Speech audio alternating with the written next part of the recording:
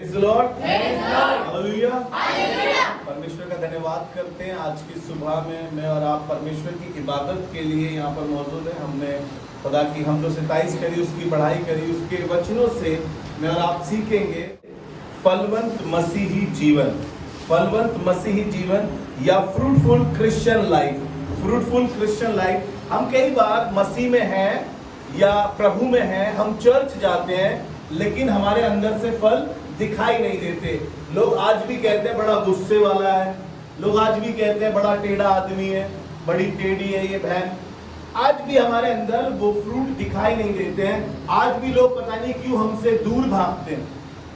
आज भी लोग हमसे पता नहीं क्यों दूर भागते हैं, जबकि हम मसीह के साथ चल रहे हैं, मसीह को फॉलो कर रहे हैं, हर संडे इबादत में जाते हैं, दशमांश भी देते हैं, हमें प्रार्थना करनी भी बहुत अच्छी आती है। उसके बावजूद भी हमारे अंदर फ्रूट नहीं दिखाई देते, किसी को हमारे से बरकत नहीं मिलती, बिकॉज हमारा जीवन अभी फ्रूटफुल नहीं है। रीजन मैं और आप खुद हैं, क्योंकि मैं और आप परमेश्वर में बने नहीं रहते। एक वचन निकाले जल्दी से मेरे साथ, जो आपको मिलेगा यूहन्ना रचित सुसमाचार उसका 15 अध्याय और उसके 16वें पद को पढ़ेंगे हम पहले। और आज मैंने शुरुआती आयत इस 16वें पद से रखी है। यूं तो ये पूरा ऊपर से जब हम पढ़कर आते हैं इस चैप्टर को, तो ये बहुत सी बातें हमें सिखा रहा है। हमने तीनों मैसेज में इससे कुछ ना कुछ बात ली है, और आज भी हमने इसमें से एक अच्छी बात ली है। जी पढ़े 16वां पद। तुमने मुझे नहीं चुना, तुमने मुझे नहीं चुना, परंतु मैंने तुम्हें चुना है। परंतु मैंने तुम्हें चुना है। किस लिए चुना है? ध्यान से सुनिएगा। कभी भी कोई टीम बनती है तो सिलेक्टेड लोगों को चुना जाता है। ऐसे नहीं कि किसी को भी भर लिया, तू भी आ जा, तू भी आ जा, तू भी आ जा।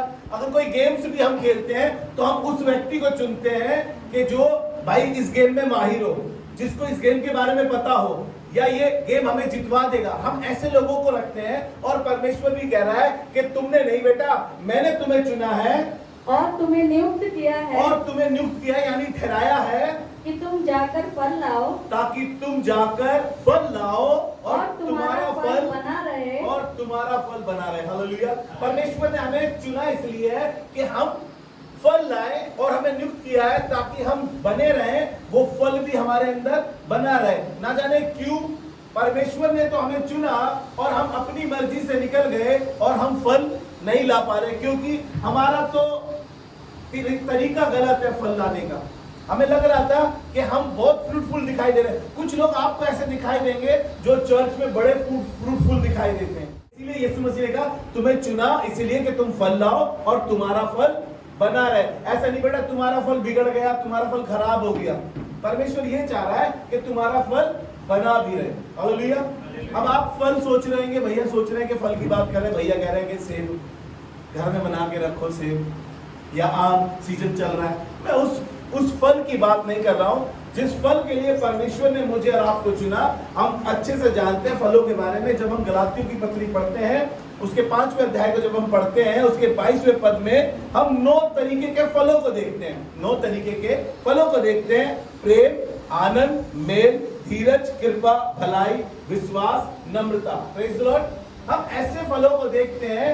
और आपको मालूम है एक पेड़ जो होता है उसकी जो टहनियां होती है वो फल लाती है, और जो टहनी फल लाती है वो हमेशा झुकी हुई होती है, अकड़ी भी नहीं होती है। वो देखा बेटा मेरे पास है ये सारे फल, नो के नो है नहीं।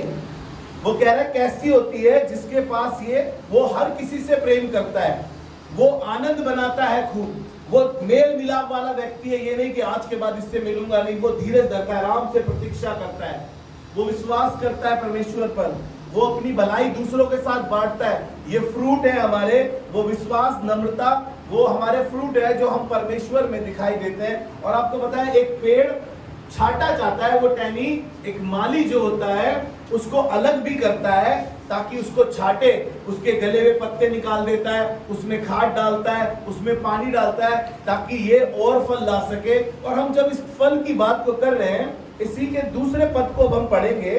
डाली मुझ में है, जो डाली मुझ में है और नहीं फलती उसे वह काट डालता है, उसे वह काट डालता है। Praise the Lord. वो कह रहा है जो डाली मुझ में है और नहीं फलती उसे वह क्या करता है? काट डालता है। आपको मालूम है कि वो काट के उसका करेगा क्या? आपने देखा होगा कई बार आप जब बाग में जाते हैं, बगीचों में जाते हैं, जो डाली पत्ते नहीं ला रही है या उस पे फल नहीं आ रहे तो वो काट दी जाती है और लोग उसे चुग कर ले जाते हैं और आग में जला देते हैं। आपको पता है वो आग नरक की आग की बात कर रहा है। अगर आप इसको पढ़ेंगे वो चुग ली जाती है वो डालियां। मैं आपको बताना मांग रहा हूं कि आप खुदावन में जब बने हैं तो आप छाटे जाएंगे, आप घोटे जाएंगे, आपको हर तरीके से आपको हो सकता है कि दुनियावी तौर से आप पर मुसीबतें हो, परेशानियां हो, चीजें खराब हो रही हो, लेकिन मैं बार बार इस बात को कहता हूं कि वो बनी नहीं रहेगी। लेकिन आप परमेश्वर में बने रहेंगे तो वो चीजें बदलती चली जाएगी, परिस्थितियां बदलती चली जाएगी और सब अच्छा होता चला जाएगा। हालेलुया। वो कह रहा है कि जो डाली उसमें बनी रहती है उसे वे छांटता है जी, और जो फलती है, और जो फलती है, ध्यान से सुनिएगा, और जो फलती है उसे वह छांटता है, उसे वह छांटता है ताकि और फले। और फले। Praise the Lord. इसलिए खुदा बाप हमें छांटता है ताकि हम और फल ला सके।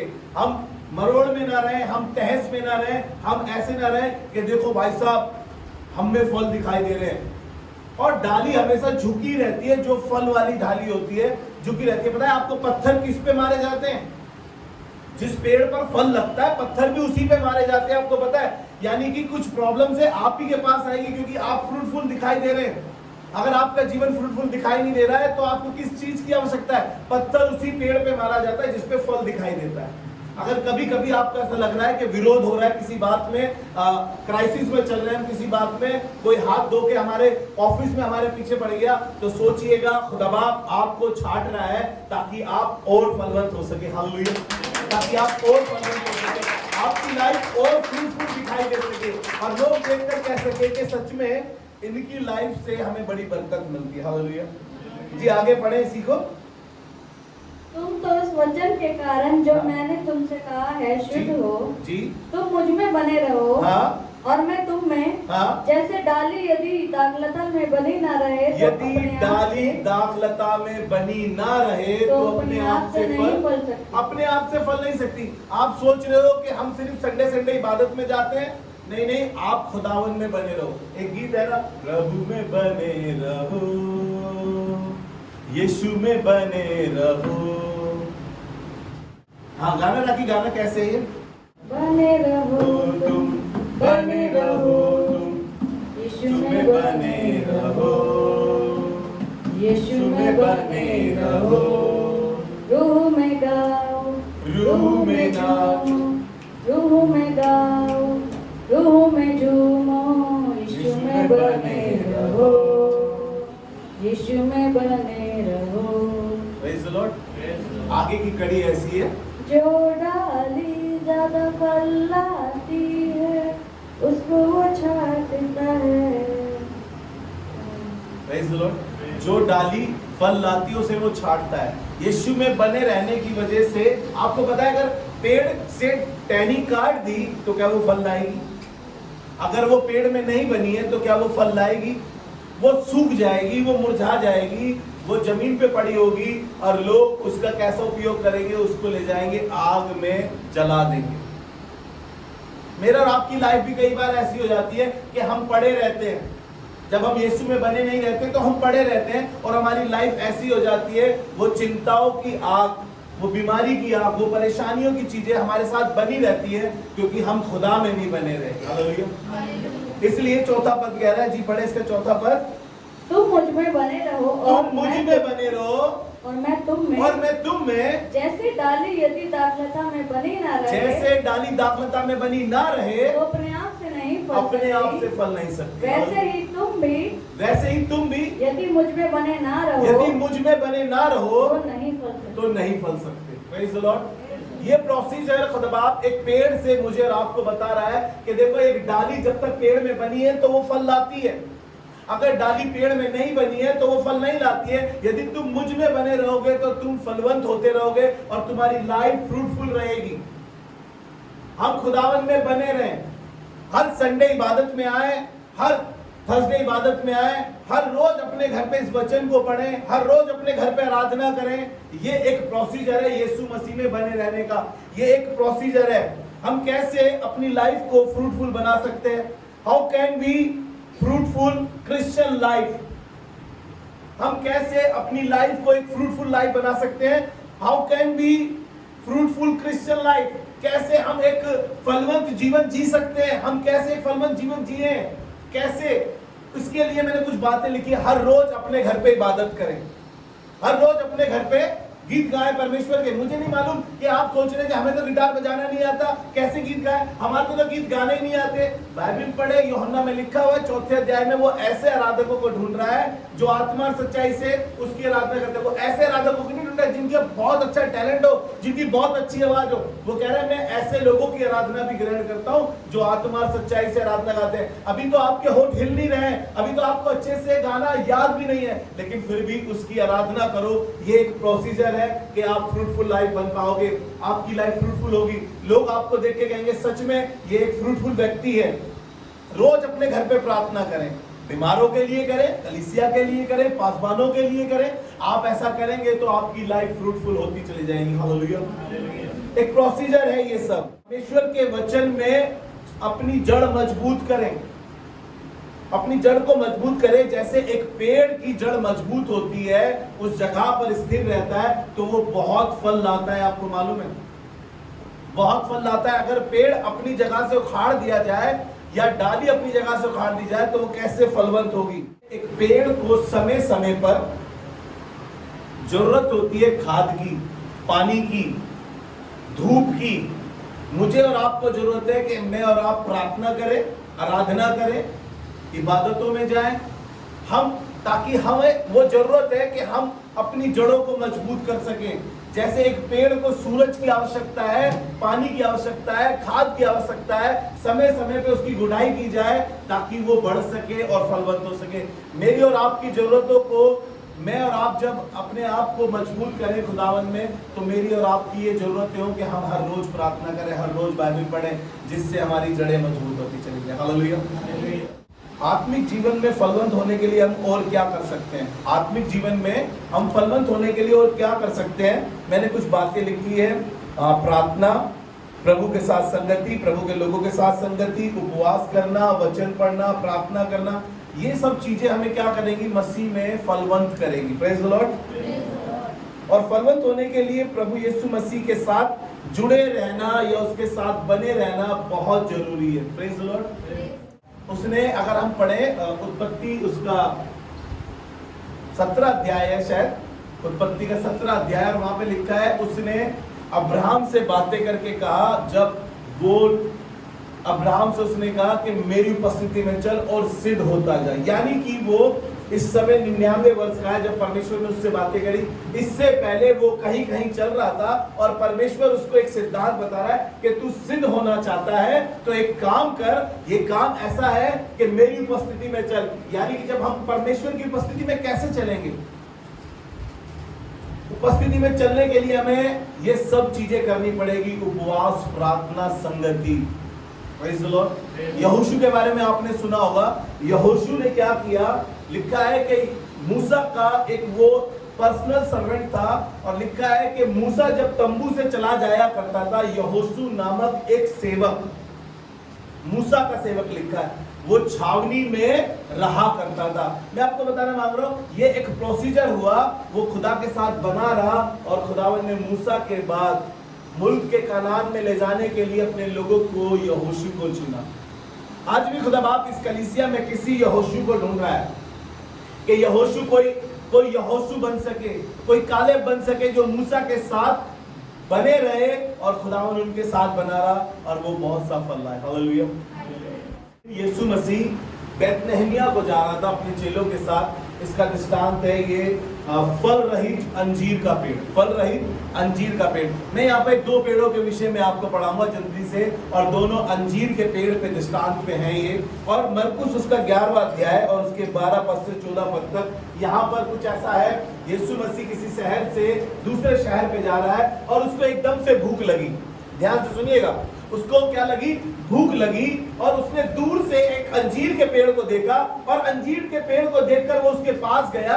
उसने सोचा कि कुछ फल लगा होगा। आपको मालूम है वो समय फल का नहीं था, लेकिन फिर भी यीशु मसीह गया। फलवंत उस समय फल का समय नहीं था अंजीर के, लेकिन यीशु मसीह उस पेड़ के पास गया और देखने लगा और कहा, देखकर, जी पढ़े मेरे साथ इसको 12वें पद से पढ़े। दूसरे दिन जब वे बैतनिय्याह से निकले, हाँ, तो उसको भूख लगी।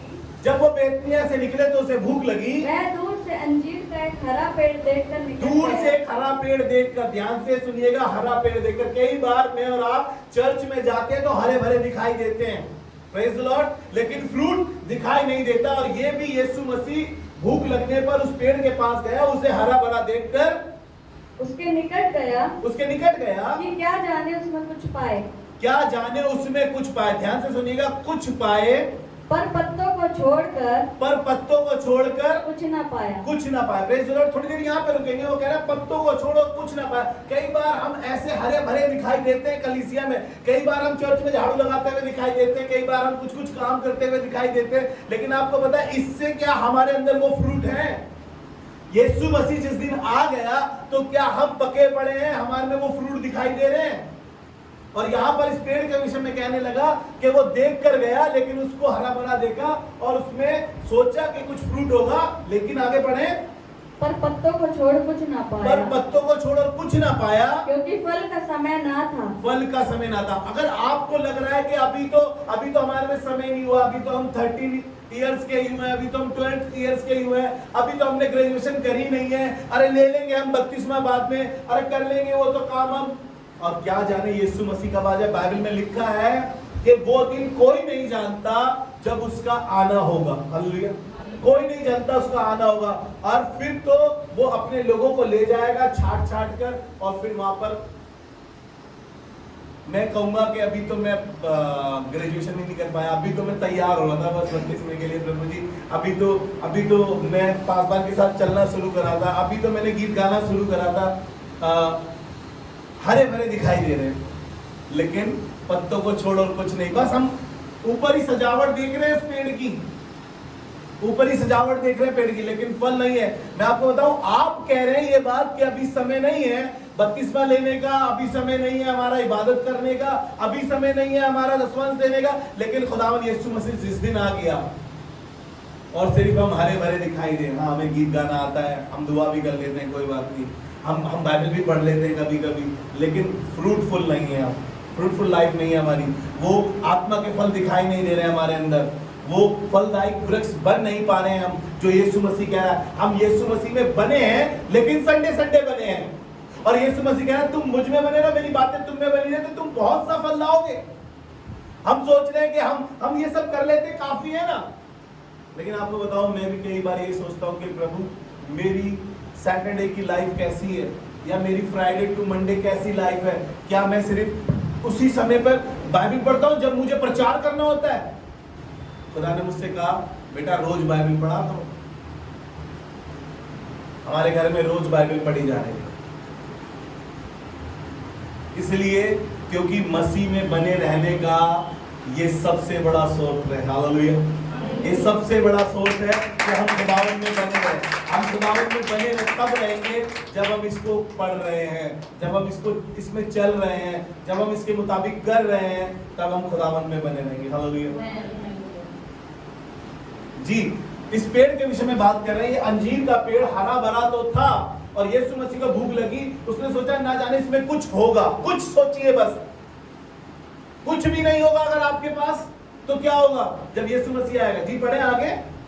इस पर उसने कहा अब से कोई तेरा फल कभी ना खाएगा। अब से कोई तेरा फल कभी ना खाएगा। और उसके चेले सुन रहे थे। आपको मालूम है हुआ क्या? जब भूख लग रही थी तो यीशु मसीह सोच रहा था कि इसमें से कुछ खा लेंगे, और सही था, तरीका तो ये था कि उस समय फल का समय ही नहीं था। यीशु मसीह मुझे आपको क्या समझा रहा है? आप सोच रहे हैं कि अभी समय नहीं है, बड़े होंगे, मसीह में बड़े होंगे तो फल आते रहेंगे, अपने आप आते रहेंगे। मैं ऐसे बहुत से लोगों को जानता हूँ पर्सनली लाइफ में, जो 20-20 साल से खुदावन में है, लेकिन उनके अंदर खुदावन की बातें, उनका फ्रूट दिखाई नहीं देता। वो चर्च जाते हैं, ऐसा नहीं चर्च नहीं जाते, वो अपना दसवांश भी देते हैं, ऐसा नहीं देते, लेकिन उसके बावजूद भी वो खुदावन में फ्रूटफुल दिखाई नहीं देते। जब वो चर्च में जाते तो उन्हें नींद आ जाती है। पादी साहब प्रचार कर रहे हैं, वो सोए पड़े, उनके घर पे इबादत है, वो अब घर से गायब है। सिर्फ वो समोसे लेने गए हुए हैं। मार्था ऐसी ही थी और मरियम फ्रूटफुल दिखाई दे रही थी। मार्था कह रही थी कि हे प्रभु, तुझे कोई चिंता नहीं है, मेरी बहन को देख, वो कुछ नहीं कर रही है। लेकिन यीशु मसीह ने मार्था के लिए क्या कहा और मरियम के लिए क्या कहा? मरियम के लिए कहा, इसने वो उत्तम भाग चुन लिया है जो इससे छीना ना जाएगा। हालेलुया। इसने वो उत्तम भाग चुन लिया, वो उत्तम भाग चुन लिया था, इसीलिए उसकी लाइफ फ्रूटफुल दिखाई दे रही थी। मार्था परेशान हो रही थी। मैं और आप जब खुदावन में हैं और खुदावन का कब आगमन हो जाए कोई नहीं जानता। यीशु मसीह आए और देखिए सिर्फ हरा भरा है और फ्रूट दिखाई नहीं दे रहे, और फिर कहे कि अब से तेरा फ्रूट कोई नहीं खाए। आपको मालूम है जब वो लौट कर आए, लिखा है जब वो लौट कर आए तो वो पेड़ सूखा था और चेले देखने लगे कि ये वही पेड़ है जो हरा भरा था। आपको मालूम है वो एकदम सूख गया। मेरी और आपकी लाइफ ऐसी ना हो जाए कि हम हरे भरे दिखाई दें और हमारे अंदर फ्रूट ना दिखाई दे। जल्दी से एक पेड़ के बाद और लेके चलूंगा आपको।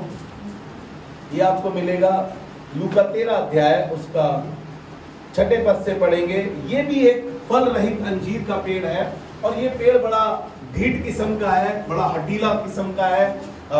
इसमें बार बार पादरी साहब खुदाई करते हैं, बार बार खुदावन यीशु मसीह इसके लिए परमेश्वर से प्रार्थना करता है, बार बार इसकी काउंसलिंग की जाती है और ये जमीन को भी घेरे हुए हैं। कई बार हम उस कुर्सी को घेरे रहते हैं और हम फ्रूटफुल नहीं होते।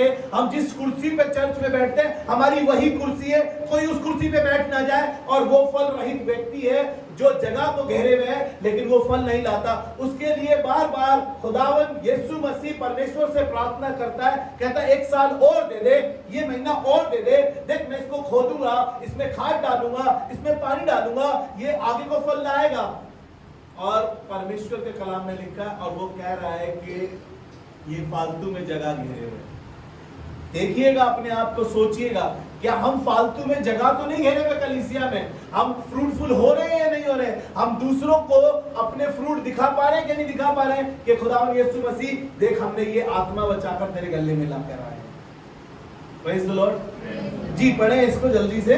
फिर उसने यह दृष्टांत भी कहा, किसी की अंगूर की बारी में एक अंजीर का पेड़ लगा हुआ किसी था। की अंगूर की बारी में एक अंजीर का पेड़ लगा था। वह उसमें फल ढूंढने आया। देखिएगा, अंजीर की बारी में और अंगूर की बारी में गया, लेकिन अंजीर का पेड़ एक था और वो उसमें वहाँ पर फल ढूंढने गया, परंतु ना पाया। तब उसने बारी के रखवाले से कहा, देख 3 वर्ष से मैं इस अंजीर के पेड़ में फल ढूंढने 3 साल से इस अंजीर के पेड़ में फल देखने आ रहा हूँ। 3 साल हो गए मेरे को कलीसिया में, 3 साल से कुर्सी पे बैठे, 30 साल से कुर्सी पे बैठे, 3 महीने से कुर्सी पे बैठे, लेकिन किसी भी प्रकार का फ्रूट दिखाई नहीं दे रहा। और यीशु मसीह बार बार आकर कलीसिया में यही देख रहा है कि बेटा इसको 3 महीने हो गए, इसको 3 साल हो गए, ये 30 साल से खुदावन में है लेकिन ये जगह घेरे हुए है। हालेलुया। कहीं मैं और आप वो लोग ना बन जाए कि हम सिर्फ कलीसिया में जाके उस कुर्सी पर जगह घेरने वाले बन जाए। और खुदावन चाहता है कि हम फ्रूटफुल हो, हम खुदावन के लिए वो बने रहे और हमारा फल बना रहे, ताकि खुदावन आकर देखकर कहे कि ये तैयार है, ये तैयार है। जब वो आएगा तो लिखा है एक वचन में, वो कहेगा, हे मेरे परमेश्वर के धन्य लोगों, आओ मेरे दाहिने हाथ के लोगों, परमेश्वर के राज्य में तुम्हारा स्वागत है। हालेलुया। मैं और आप वो लोग हो, फ्रूटफुल लोग हो, जब खुदावन यीशु मसीह आए तो हम उसकी दाहिनी ओर हो और वो कहे कि आओ तुम्हारा स्वागत है स्वर्ग के राज्य में। हम वो लोग ना हो जो 3 साल से क्या 30 साल तक हम एक जगह बैठे पड़े हैं और बैठे ही पड़े हैं, कुछ नहीं कर रहे हैं, ना तो हम में फल आ रहे हैं, ना हम किसी में फल इंपार्ट कर पा रहे हैं अपने। हालेलुया। जी आगे पढ़े। परंतु नहीं पाता, इसे काट डाल कि यह भूमि को भी क्यों रोके रहे। ये भूमि को भी क्यों रोके रहे? देखिएगा, ध्यान से सुनिएगा, भूमि को रोके हुए हैं, जगह को घेरे हुए हैं। जगह को उसने एक अच्छी जगह है, उस पे किसी और को रख सकते हैं। उस जगह पर कोई व्यक्ति आ जाए तो शायद वो कुछ और कर सके खुदावन के लिए। ये पेड़ मैं और आप हैं जो जगह घेरे हुए हैं। कई बार हम सिर्फ जगह घेरे हुए रहते हैं। हम सोचते हैं ये मेरा दायरा है, नहीं ये मेरी जगह है, ये मेरी पोस्ट है, ये तो मेरी जगह थी, इस पर क्यों इसको खड़ा कर दिया? अरे गाना तो मुझे गाना था। अरे तुम तो लेट थे ना, तुम तो प्रैक्टिस में नहीं थे ना। हम सिर्फ फालतू में जगह घेरे हुए होते हैं। और देखिएगा खुदावन यीशु मसीह या एक पासबान वो क्या कह रहा है, और वो कह रहा है, फिर वो पासबान या खुदावन यीशु मसीह परमेश्वर से इल्तिमास कर रहा है और कहने लगा, उसने उसको उत्तर दिया, हे स्वामी, इसे इस वर्ष और रहने दे, कि मैं इसके चारों ओर खोद कर खाद डालूं, यदि आगे को फले तो भला, नहीं तो उसे काट डाल। Praise the Lord.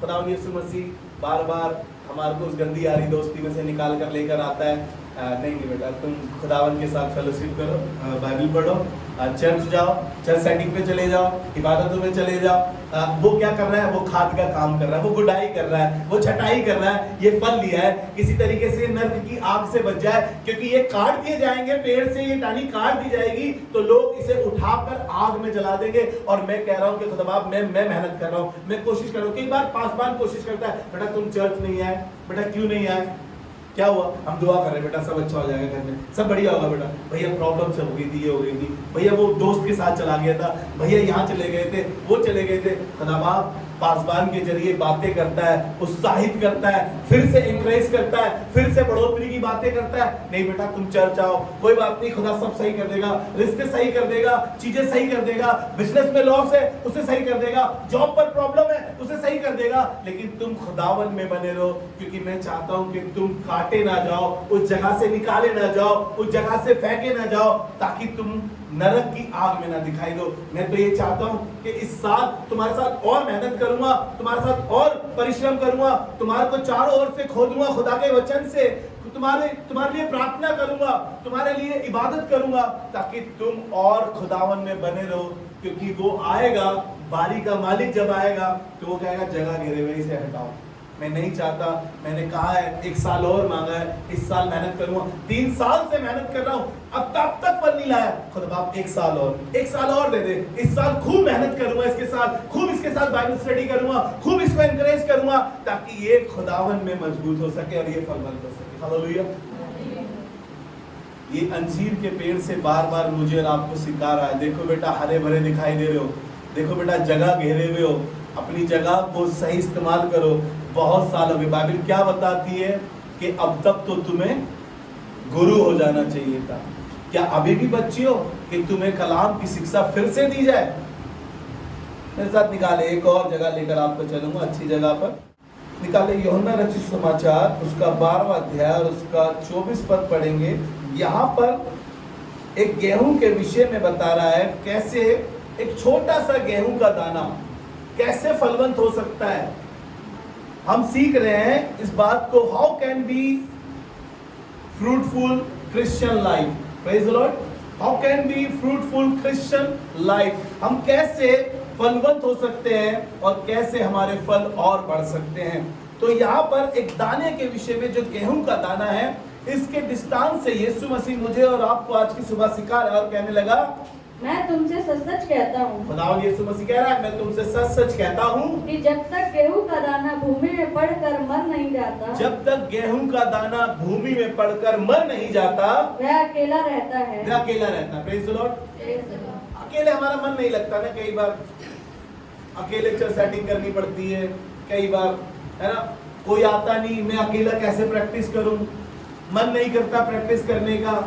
भैया कोई गाने वाला हो तो प्रैक्टिस हो जाए, है ना, कोई बाइबल साथ बैठ के पढ़ने वाला तो हम बाइबल पढ़ लें, कोई हमारे साथ प्रार्थना करने वाला तो हम प्रार्थना कर लें, हमें कोई ना कोई चाहिए। लेकिन बाइबल क्या कह रही है, जब गेहूं का दाना अकेला होकर भूमि में पड़ता है, जी पढ़े, परंतु जब मर जाता है तो वह अकेला रहता है, परंतु जब मर जाता है तो बहुत फल लाता है। ये दृष्टांत बहुत गहरा है।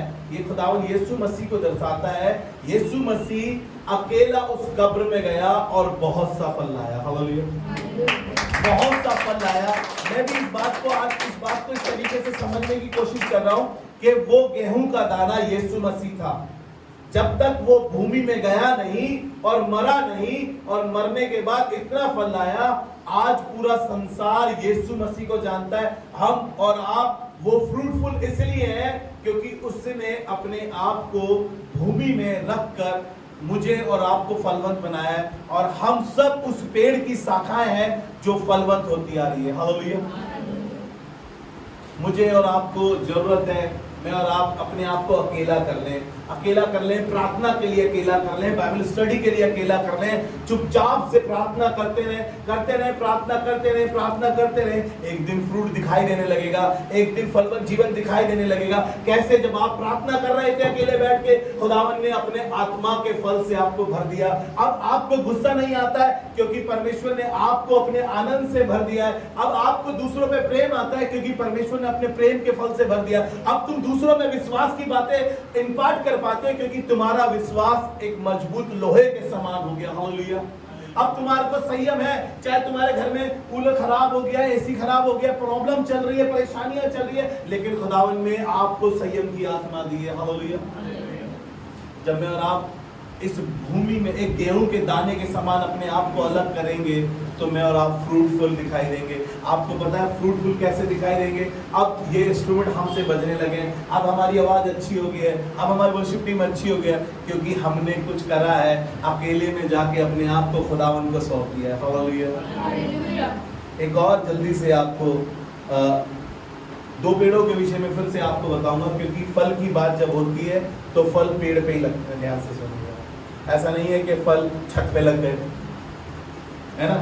फल हम पेड़ में ही देखते हैं, हम पेड़ को उसके फल से पहचानते हैं। हम आम के पेड़ को देखकर कभी ये नहीं कहते देखो देखो ये नींबू का पेड़ है कहा है किसी ने? देख के यही कहेंगे देखो वो आम का पेड़ है। मैं शुभम गए थे एक दिन आम तोड़ने गांव में, तो हम पेड़ को देखकर उसके फल का अंदाजा लगाते हैं, या फल अच्छा। निकम्मा पेड़ कभी भी अच्छा फल नहीं लाता और अच्छा पेड़ कभी निकम्मा फल नहीं लाता। तो मैं इन दो पेड़ों से आपको मिलाऊंगा। ये आपको मिलेगा लूका रचित सुसमाचार और उसका 6वां अध्याय और उसके 43 से 44 तक पढ़ेंगे। कोई अच्छा पेड़ नहीं जो निकम्मा फल लाए, और ना तो कोई निकम्मा पेड़ है जो अच्छा फल लाए। कितनी कोशिश कर ली जाए, कितनी मेहनत कर ली जाए, निकम्मा पेड़ कभी अच्छा फल, क्योंकि उसकी नसों में, उसकी रगों में वो निकम्मा चाल चलन आ गया है। हम बड़ी मेहनत कर लें, हम बड़ी कोशिश कर लें, लेकिन आपको पता है वो अच्छा फल ला ही नहीं रहा है। क्योंकि बाइबल क्या कह रही है? बाइबल कह रही है कि तुम तो अपने पिता शैतान से हो। हे सांप के बच्चों, तुम्हें किसने भरमा दिया कि आने वाले गजब से भागो? यूहन्ना इस बात को कह रहा था क्योंकि कुछ लोग डर के आने लगे यीशु मसीह के पास और सोच रहे थे अच्छी अच्छी बातें करेंगे। इसलिए वो कह रहा है कि अच्छा पेड़ कभी निकम्मा फल नहीं लाता और ना ही निकम्मा पेड़ कभी अच्छा फल ला सकता है। मैं और आप किस कैटेगरी में आते हैं, ये मुझे और आपको सोचने की जरूरत है। क्या मेरे अंदर अच्छे फल दिखाई दे रहे हैं क्या नहीं? क्या मेरे मुंह से अच्छी बातें निकल रही है क्या नहीं? क्या मेरे मुख से जो बातें निकल रही है दूसरों को बरकत दे रही है क्या नहीं? या हम लोगों पे ताना कसाई कर रहे हैं, या हम लोगों को क्रिटिसाइड कर रहे हैं, या हम लोगों को नीचा ही दिखा रहे हैं? सिर्फ हर एक पेड़ अपने फल से पहचाना जाता है। हर एक पेड़ अपने फल से पहचाना जाता है, क्योंकि लोग झाड़ियों से अंजीर नहीं तोड़ते, और ना झड़बेड़ी से अंगूर। Praise the Lord. क्योंकि अंगूर ढूंढने के लिए हमें अंगूर की बेल के पास जाना पड़ेगा। कोई बात नहीं, वीडियो में आपको दिखाएंगे अंगूर की बेल। हम जब अंगूर ढूंढने जा रहे हैं तो हमें अंगूर की बेल के पास ही जाना पड़ेगा, क्योंकि हम झड़बेड़ी के पास जाएंगे तो उसमें अंगूर नहीं पाएंगे। जब खुदावन यीशु मसीह आएगा अपने लोगों के पास, तो वो चाहता है कि उनमें वो फ्रूट दिखाई दे, उनमें वो बातें दिखाई दे, उनका वो स्वभाव दिखाई दे, उनके अंदर वो चीजें दिखाई दे जो मसीहत की है, और खुदावन कह सके कि ये सच में फ्रूटफुल व्यक्ति है। हालेलुया। लोग कह सके कि देखो ये जब प्रार्थना करते हैं, आप जाने जाए पता है कैसे कि ये वो प्रार्थना वाले भाई हैं। आज मैं अपने घर पे से मैं कुछ काम कर रहा था, कल शाम की बात है, तो मेरे पड़ोस के लोग कहने लगे, मैं किसी बच्चे के साथ गया था, उसको लेकर कुछ सामान पकड़ा के, तो जब मैं लौट कर आया तो मेरी एक पड़ोसन कहती है, देखो भैया ये लड़की आपको क्या कह रही थी पता है? मैंने क्या कह रही थी? कह रही वो हालेलुया वाला के साथ गया, हालेलुया वालों के साथ गया। मैंने कोई बात नहीं, पूरी दुनिया कहती है हालेलुया वाला, हालेलुया, क्योंकि मैं पहचाना जा रहा हूं खुदावंद यीशु मसीह के नाम से, आप पहचाने जाए खुदावंद यीशु मसीह के नाम से। लोग कहेंगे इनकी प्रार्थना में असर है, जब ये प्रार्थना करते हैं लोग कहेंगे ये प्रार्थना करने वाले हैं, लोग कहेंगे बाइबल पढ़ने वाले हैं, लोग कहेंगे उत्साहित करने वाले हैं, लोग कहेंगे विश्वास करने वाले हैं, दूसरों में विश्वास डाल देते हैं। लोग आपको इस नाम से जाने, लोग आपको जानेंगे, हालेलुया, क्योंकि पेड़ अपने फल से पहचाना जाता है। आप भी, आपकी भी कुछ पहचान हो। जब ये प्रभु के गीत गाते हैं तो बड़ी अनॉइंटिंग आती है ना। हमारे मॉर्निंग चर्च में एक पासवान है, वो जब वर्शिप कराते थे, आज भी हम जिनसे भी मिलते हैं सब लोगों से वो कहते कि यार वर्शिप जब वो कराते थे बड़ा मजा आता है। राखी खुद कहती है जब भैया वर्शिप कराते थे तो बड़ा यार वर्शिप में बड़ा मजा आता था। लोग पहचाने जा रहे हैं, आप भी अपनी पहचान बना सकते हैं जब आप खुदावन में बने रहेंगे, क्योंकि पेड़ अपने फल से पहचाना जाता है। हालेलुया जी। निकाले दूसरी जगह चलते हैं, इसी के थोड़ा सा इसको और अच्छे से समझेंगे। मत्ती रचित सुसमाचार उसका 7 अध्याय उसके 16 पद से, ऐसा पेड़ वैसा फल, है ना। पेड़ में भी क्या है, जैसा पेड़ है वैसा फल है। अगर आपका पेड़ अच्छा है तो आपका फल भी अच्छा दिखाई देगा। और हमारा पेड़ कौन है? हमने अभी पढ़ा यूहन्ना 15, वो दाखलता है, यानी वो पेड़ है और हम डालियां हैं, और हमारे पेड़ बने रहेंगे। और यहाँ पर ये कह रहा है क्या लाइन थी इसके ऊपर की, जैसा पेड़ वैसा फल, जैसा पेड़ वैसा फल। अगर आप यीशु मसीह में टहनी लगाए गए हैं तो आपका फल अच्छा होगा। Praise the Lord. अगर आप यीशु मसीह में अपने आप को बनाए हुए हैं तो आपका फ्रूट बहुत अच्छा दिखाई देगा। लोग तारीफ कर रहे होंगे आपकी बातों की, आपके प्रचार की, आपकी चीजों की तारीफ करेंगे। लेकिन अगर आप यीशु मसीह में नहीं बने हैं तो लोग आपको बर्दाश्त ही नहीं कर पाएंगे, लोग आपको समझ ही नहीं पाएंगे। लोग आपको कहेंगे कि यार किसकी शक्ल देख ली, यार किससे टकराव हो गया, भाई ये भी आया इसके अंदर आज, तो लोगों का मजा खराब होगा, किरकिरा होगा। लेकिन खुदा यीशु में बने रहें। जी 16वां पद पढ़ें इसका। उनके फलों से तुम उन्हें पहचान लोगे, उनके फलों से तुम उनको पहचान लोगे। क्या झाड़ियों से अंगूर, क्या झाड़ियों से अंगूर, या ऊंट कटारों से अंजीर तोड़ते हैं? क्या ऊंट कटारों से अंजीर तोड़ते? देखिए यहाँ पर थोड़ा सा और मजेदार वाली बात कही है, ऊंट कटारों से, यानी कि वो जो घास फूस लग जाती है ना, हमने बात करी थी, ऊंट कटारे जो जब पड़ती भूमि को जोतते हैं तो वो ऊंट कटारे से उगे होते हैं। ये उसी ऊंट कटारों की बात कर रहा है। क्या ऊंट कटारों से अंजीर तोड़ी जाती है? इसी प्रकार हर एक अच्छा पेड़ अच्छा फल लाता है, हर एक अच्छा पेड़ अच्छा फल लाता है, और निकम्मा पेड़ बुरा फल लाता है। और निकम्मा पेड़ कैसा फल लाता है? बुरा। बुराई दिखाई देती है, चुगली, जलन, कुड़न, ईर्ष्या, झगड़ा, ये बुरे पेड़ की पहचान है। जैसे हम अच्छे पेड़ के फल देख रहे हैं, प्रेम, आनंद, धीरज, विश्वास, संयम, नम्रता, है ना, ऐसे ही हम बुरे पेड़ के भी देख रहे हैं, है ना। 22 अध्याय के जब हम पढ़ते हैं, उसमें 5वें अध्याय के जब 19 पद से पढ़ते हैं हम गलतियों के, तो वहां पे आत्मा के फल और शरीर के फल भी दिखाई दिए। तो हम वो शारीरिक फल दिखाई देते हैं हमारे अंदर, शारीरिक अभिलाषाएं दिखाई देती है हमारे अंदर।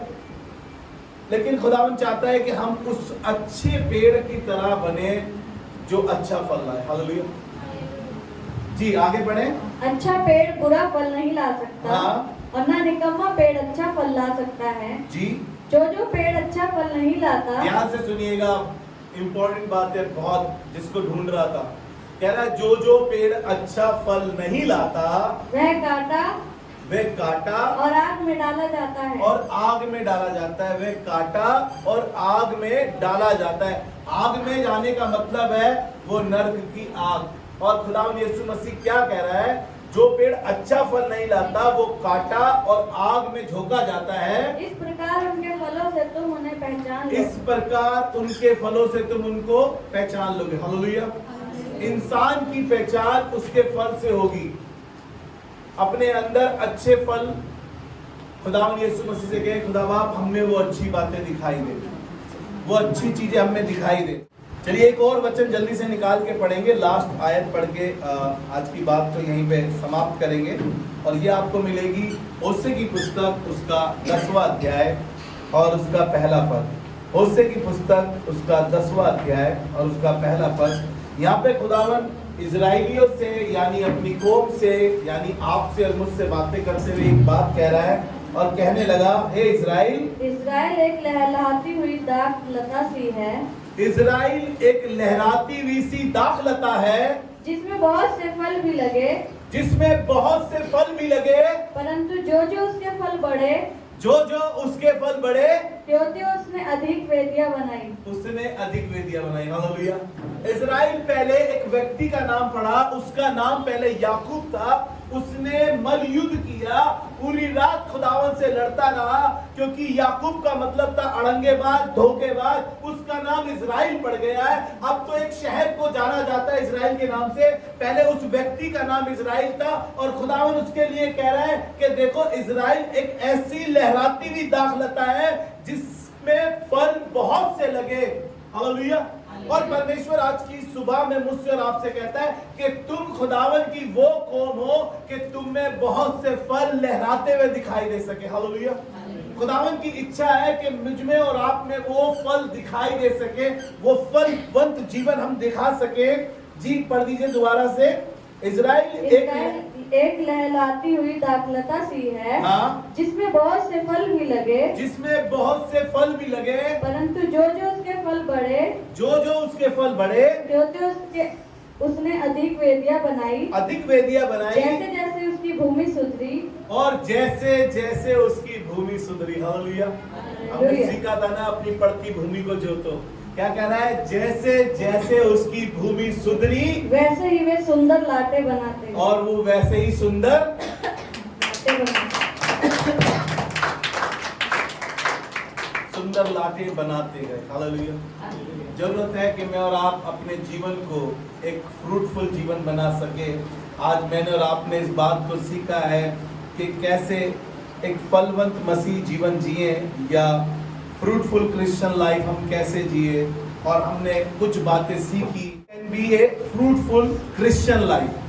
Praise the Lord. और हमारी दुआ है कि हम खुदावन में बहुत सा फल लाएं, हम जगह घेरने वाले ना बने। आइए अपने सरों को झुकाएं और हम एक अच्छे फलवंत डाली बन सके और हर फल हमें दिखाई दे सके। खुदावन हम धन्यवाद करते हैं, शुक्रगुजारी करते हैं प्रभु। कलीसिया में हर हफ्ते आप अच्छी अच्छी बातें देते हैं ताकि हम खुदावन तुझ में और मजबूत होते चले जाए। प्रभु हमारी दुआ है, मुझे मिलाकर जितने लोग इस प्रार्थना में शामिल हैं परमेश्वर प्रभु, उन सब के जीवन में परमेश्वर प्रभु तेरे फ्रूटफुल लाइफ दिखाई दे सके, तेरा फल दिखाई दे सके, वो आत्मा के फल दिखाई दे सके परमेश्वर प्रभु। और खुदावन हम हमेशा वो झुकी हुई डाली बने ताकि खुदावन हम में हमेशा फल लगे रहे परमेश्वर। हम सारा आदर महिमा आपको देते हैं प्रभु। कलीसिया में तेरा अनुग्रह और तेरी दृष्टि, तेरी दया बनी रहे, तेरे अनुग्रह की दृष्टि बनी रहे, यीशु मसीह के नाम में। और सबने मिलकर बोला आमीन।